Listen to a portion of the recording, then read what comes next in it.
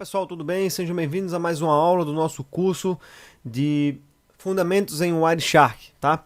Nessa aula nós vamos ver, pessoal, como usar regras coloridas. Você pode ver que no seu pacote aí, no seu dump que você fez, tá? Nos seus laboratórios anteriores, você está vendo aqui algumas regras coloridas, tá? Que destacam-se em cores. Então o que acontece? Para que serve isso? Esse tipo de utilização ela é muito útil para você marcar alguma origem, para você marcar algum protocolo, alguma porta, algum movimento de um pacote. Por quê? Porque é necessário que muitas vezes para fazer uma análise, você tenha que destacar aquele protocolo, certo? Então, muitas vezes, regras coloridas podem te ajudar a fazer uma análise melhor sobre o problema, tá? Mas vale salientar que existem assim, dois tipos, tá, de regras. São as regras permanentes e as regras temporárias. De fato, como os nomes eles já sugerem, né, as regras permanentes você pode configurar de modo que você use sempre, tá? E ao abrir e fechar o programa, ele vai estar lá sempre disponível. Já nas regras temporárias, não. Na regra temporária você vai utilizar, certo?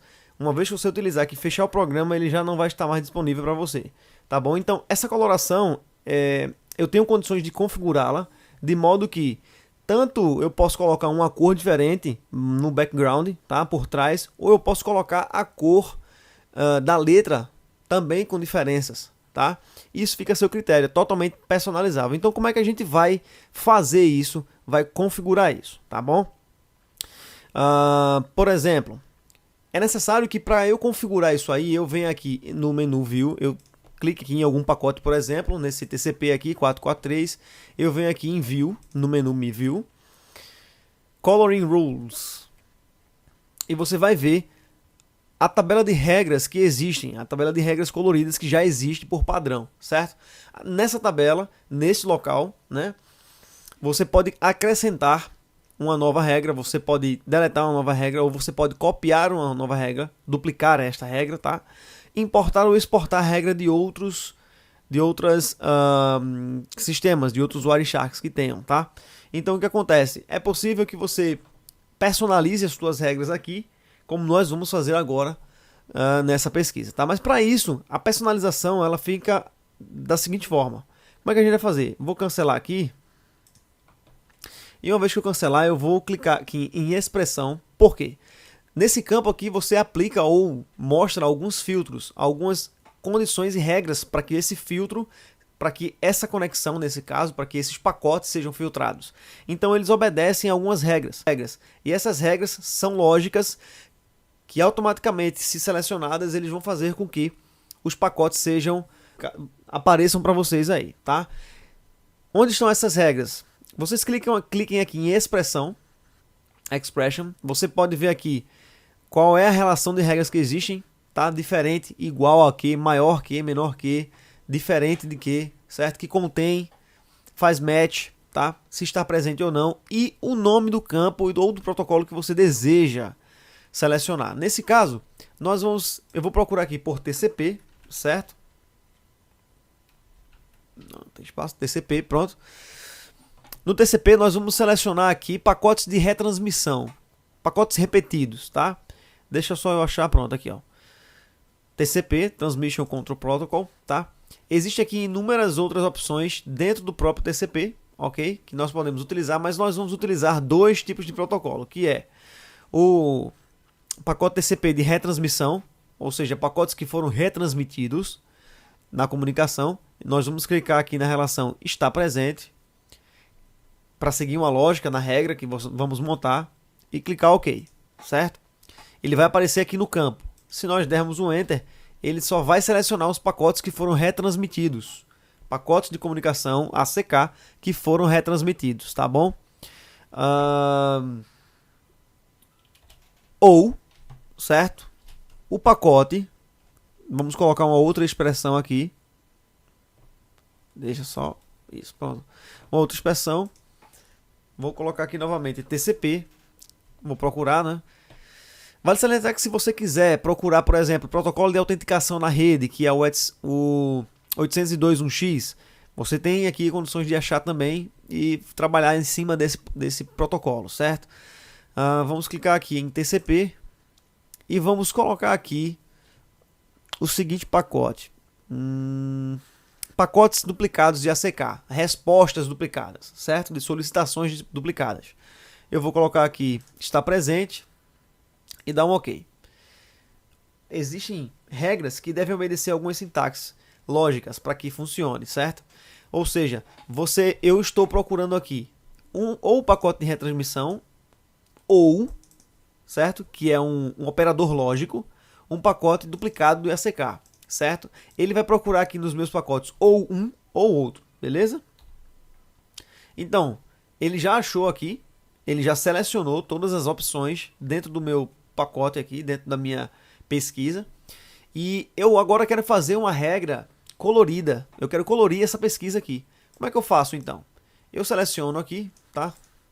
Eu vou copiar. Agora eu vou lá no menu View, Coloring Rules, e vou adicionar uma nova regra. Vou clicar aqui, tá? Nesse mais aqui. Ele vai colocar aqui, ó, New Coloring Rule, e eu vou colocar o filtro. Qual é o filtro? Aquele que a gente copiou, certo? Paste. A condição para esse filtro funcionar é essa regra aqui, beleza? Eu vou colocar aqui um nome para nossa nova regra. Dá dois cliques aqui, eu vou colocar aqui TCP underline retransmission. Pronto. Vou colocar aqui pipe duplicate dup ACK. Pronto. Esse vai ser o nome, tá? Uma vez que nós escolhemos, agora nós vamos personalizar. Como é que ele está agora? Ele está com o background branco, como você pode ver aqui, e a letra preta, certo? O que é que nós vamos fazer? Eu vou colocar aqui, mudar aqui para uma nova cor. Eu vou colocar aqui um verde bem chamativo, certo? A letra eu vou colocar aqui vermelha, por exemplo.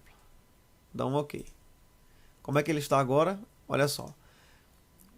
Melhor dizendo, ao contrário, tá? O background vai ser vermelho, tá? E a letra vai ser verde. OK?